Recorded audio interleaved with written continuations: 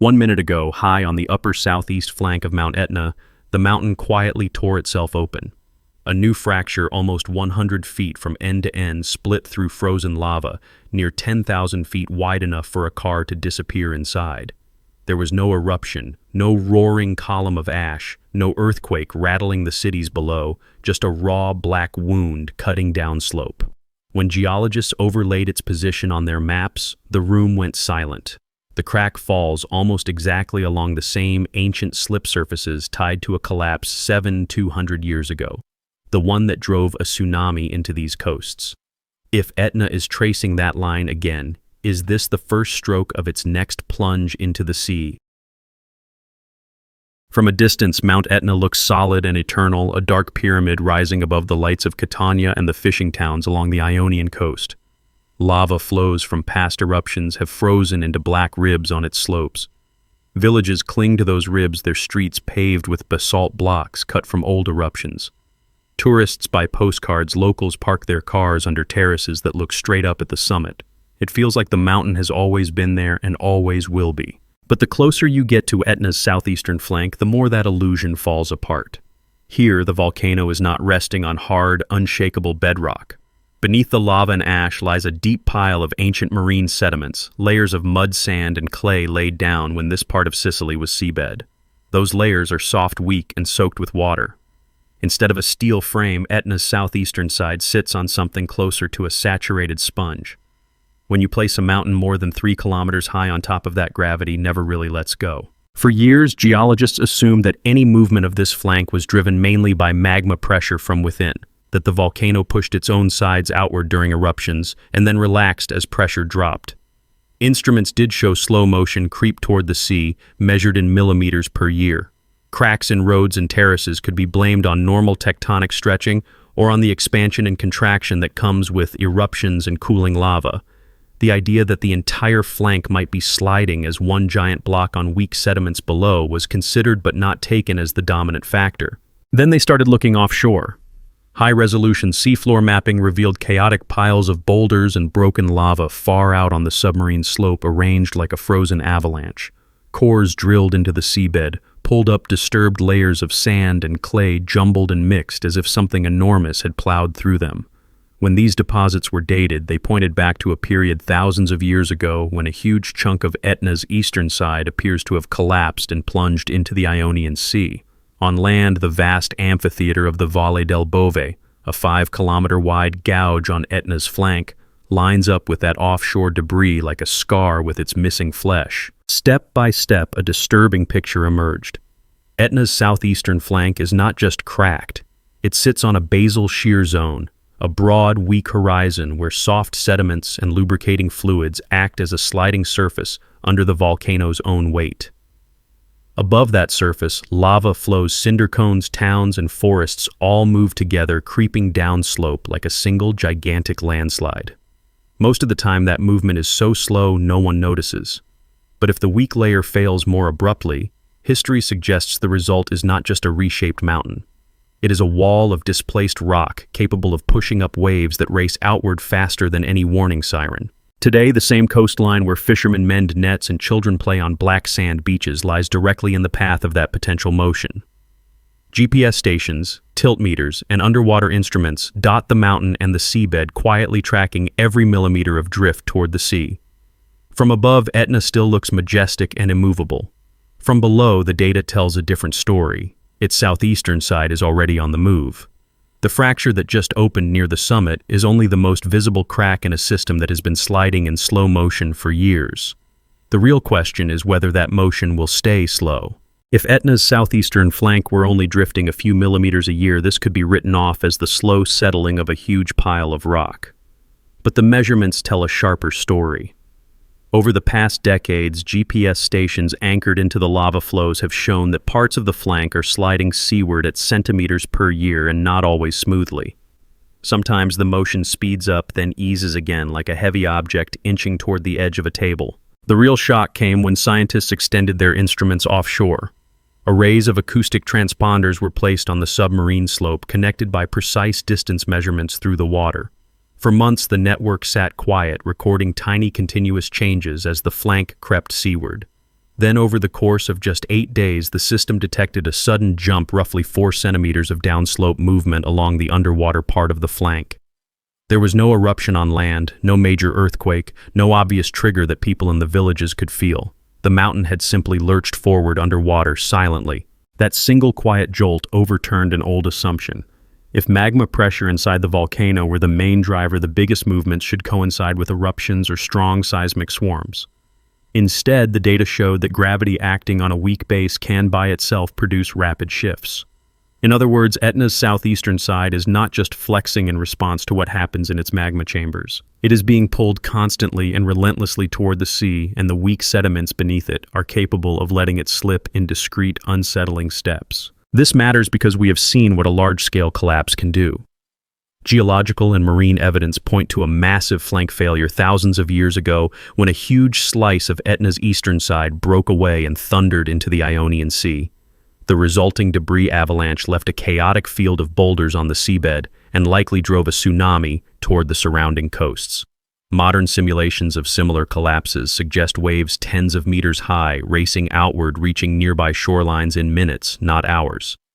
Towns that today host beach promenades, ports, and apartment blocks lie exactly where those modeled waves would hit first. The frightening part is not that such a catastrophic collapse is guaranteed or that it is imminent. It is that the mechanism exists and is already active. The same sliding surface that allows the flank to move 4 centimeters in a week without any obvious warning could, under the right combination of triggers, an offshore earthquake, an intense intrusion of magma, prolonged heavy rain saturating the sediments, fail on a much larger scale. There may be no dramatic buildup visible to the naked eye, no towering eruption column announcing the danger. The first unmistakable sign for many people along the coast could be the sea pulling back suddenly, or a wall of water appearing on the horizon. Etna's flank does not have to race downslope all at once to be dangerous. Even smaller partial collapses could generate destructive local tsunamis, damage infrastructure, and reshape the coast. The fact that the system is already moving, already capable of sudden silent shifts, is what keeps scientists and civil protection officials awake at night.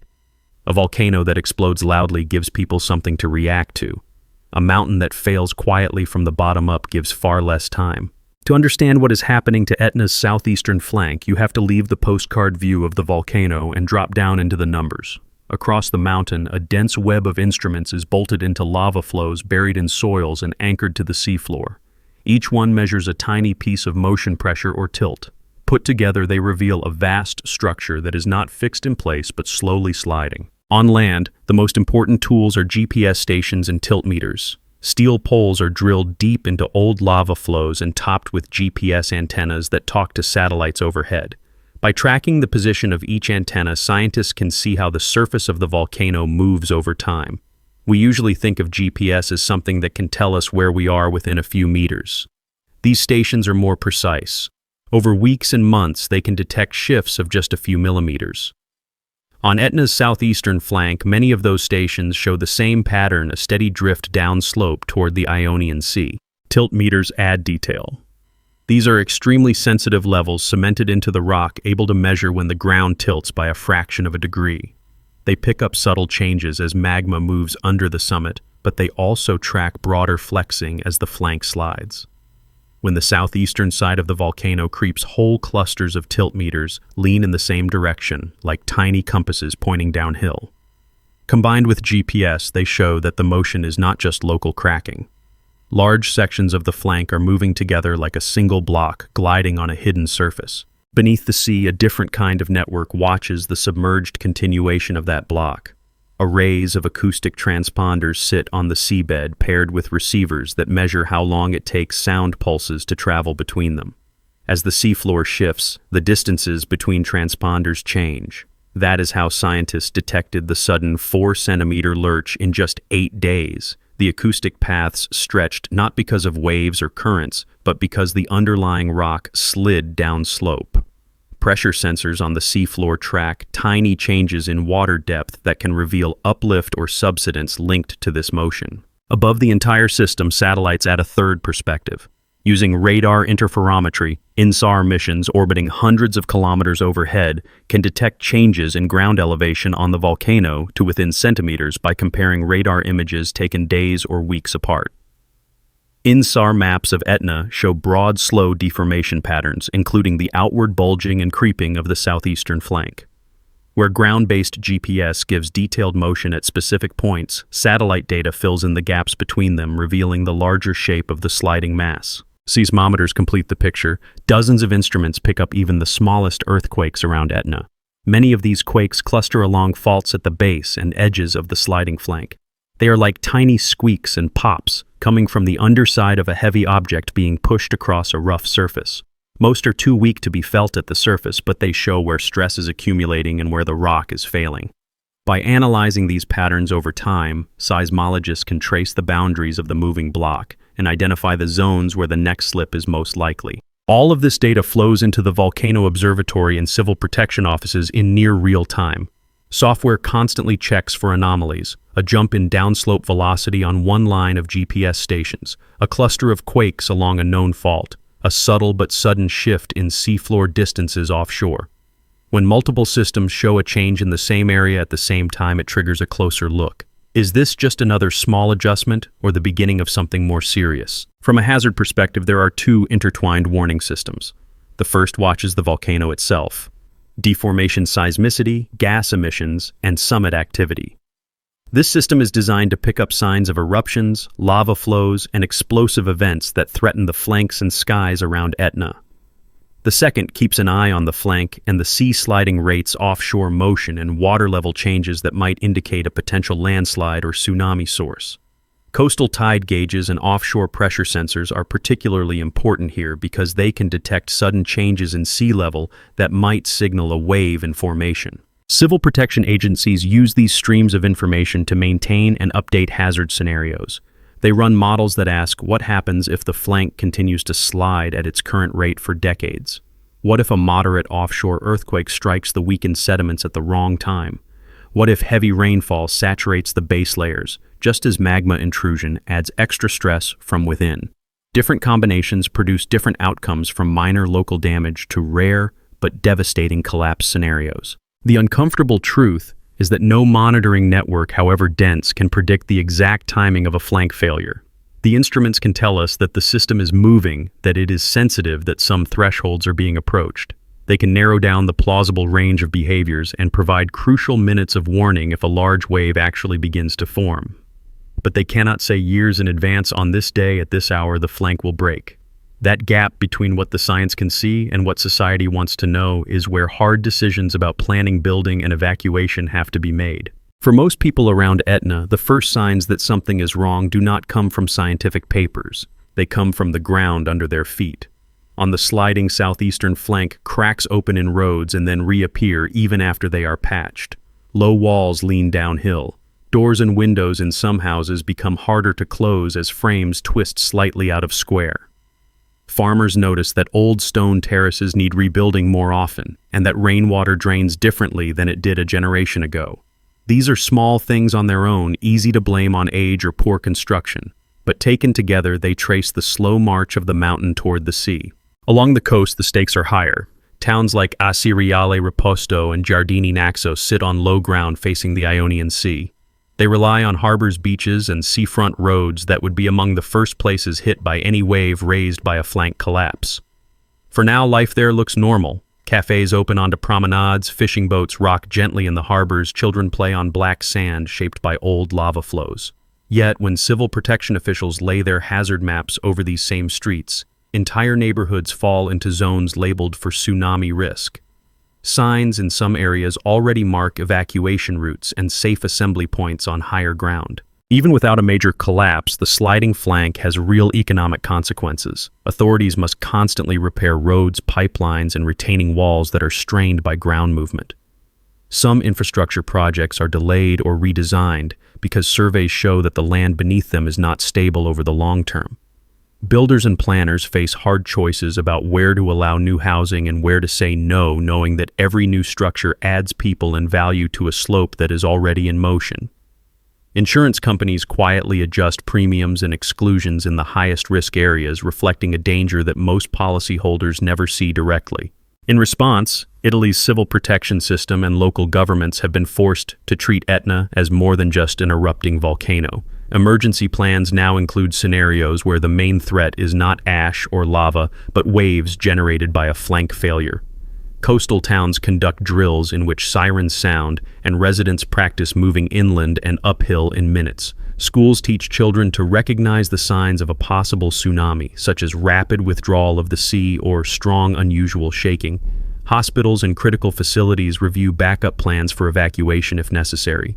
These exercises are disruptive and sometimes unpopular, but they are one of the few ways to turn abstract models into muscle memory. For scientists and emergency managers, communication may be the most delicate part of the response. They must explain that the flank is sliding, that a past collapse likely launched a tsunami, and that future failures are possible without claiming to know exactly when or how large any event will be. If they speak too calmly, people may ignore evacuation maps and drills. If they speak too dramatically, they risk panic, economic damage, and the erosion of trust when catastrophe does not arrive on cue. In public meetings, you can hear the tension between these extremes. Residents ask whether they should move now. Officials answer with probabilities, timeframes, and layers of precaution. Despite all this preparation, everyone involved knows there are limits. No network of instruments can provide years of advance notice for a sudden break along the sliding surface. At best, it can offer a clearer picture of the risk and a narrow window of early warning if motion accelerates rapidly. The rest depends on decisions made today: where to build, how to reinforce, how seriously to take a danger that creeps forward in centimeters per year, but could in the worst case make its presence known in a single violent hour. Inside the observatories that watch Etna, the graphs and maps of flank motion are more than lines on a screen. They are the starting point of a difficult argument. How dangerous is this slow slide really, and what should be done about it? One school of thought looks at the decades of data and sees a system that, although unstable, may remain in a state of creeping equilibrium for a very long time. In their view, the weak sediments beneath Etna's southeastern flank act like a thick, sticky brake. They allow the mountain to move, but they also dissipate energy as heat and friction. The sudden 4-centimeter lurch offshore was alarming, they admit, but it did not trigger a chain reaction or noticeable damage on land. To these scientists, the more likely future involves continued slow sliding, occasional small jumps, and perhaps limited local failures. Serious enough to demand monitoring and planning, but not necessarily a single catastrophic collapse. Others are less reassured. They focus on the fact that the same weak horizon which allows slow motion also provides a continuous slip surface under an enormous mass of rock. In this interpretation, the current creep is not a sign of safety, but of a system already very close to failure. The 4-centimeter shift offshore is not just a curiosity. It is proof that the flank can move abruptly along that surface without help from an eruption or a major earthquake. Add the evidence of a past massive collapse carved into the Valle del Bove and the seafloor, and they argue that treating the present motion as harmless would be dangerously naive. Complicating the debate is uncertainty in the models. Computer simulations of flank collapse and tsunami generation depend on many assumptions. How thick the sliding block really is, how strong or weak the sediments are at different depths, whether failure would occur in one piece or in stages. Change those parameters and the predicted waves at the coast can shrink from tens of meters to only a few, or vice versa.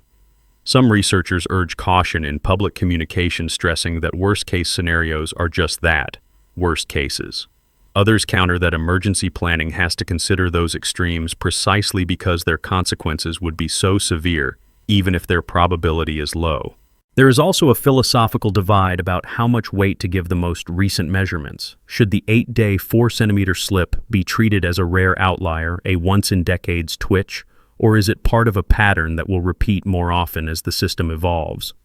Long-time series show periods where the flank moves faster after heavy rainfall, after certain eruptions, or after regional earthquakes. But the exact combination of triggers that would push it from faster creep to runaway failure remains unknown. Some scientists argue that until that threshold is better understood, it is safer to assume the system is closer to it than the opposite. Beyond the scientific arguments, there is a quieter but equally intense discussion about responsibility. Urban planners and politicians ask volcanologists for clear answers. Is it safe to approve a new housing development here? Should we relocate critical infrastructure there? Scientists working with probabilities and error bars cannot give absolute guarantees. They can say that risk is higher in some zones than others, that certain slopes have a history of faster movement, that models predict particular stretches of coast would be hardest hit by a wave. But they cannot promise that a collapse will or will not happen within a human lifetime. That gap between what science can say and what society wants to hear is where frustration often builds. For residents, the debate can feel distant and abstract, yet its consequences are very concrete.